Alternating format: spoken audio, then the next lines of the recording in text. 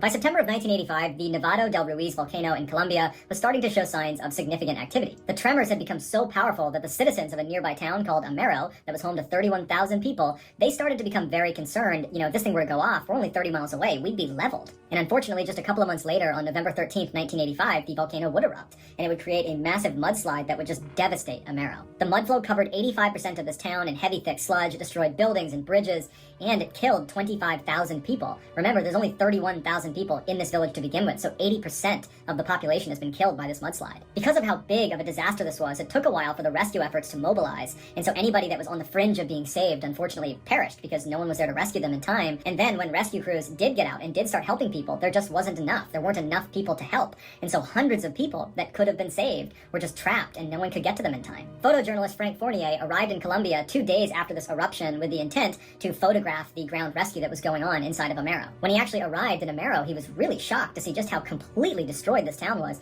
and how totally ineffective the rescue efforts were. It was just totally chaotic. It wasn't really clear who was helping who. There were people literally dying all over the place. It just seemed crazy that this was not being handled better. Amid this chaos, a farmer approached Frank and told him he needed to come over and try to help this girl who was trapped under a house. So he brings Frank over to this house that's been completely submerged in water and mud, and clinging to a branch is this 13-year-old girl named Omayra Sanchez that's been trapped up to her neck in water. She's pinned by something in the water. They didn't know what it was, but she's been there for 60 hours. When Frank arrived, he spoke to the other rescuers that were there trying to get her out, and they said that she's been in great spirits, and she's been joking about how she doesn't want to be late for school. She's just been a really positive force, and we really want to get her out, but it keeps raining, so the water keeps rising, and she's already up to her neck, and she's just trapped. We can't get her out. Shortly after Frank arrives, Omayra went from chipper and lively and kind of making light of everything to most likely realizing that she wasn't going to get out of the water. And so she began telling the rescue workers to let her be, to let her rest. And she propped herself over this branch, and she just laid there, kind of allowing herself to pass away. Frank felt totally helpless. I mean, he's looking at this poor girl that's going to die unless they can get her out of the water,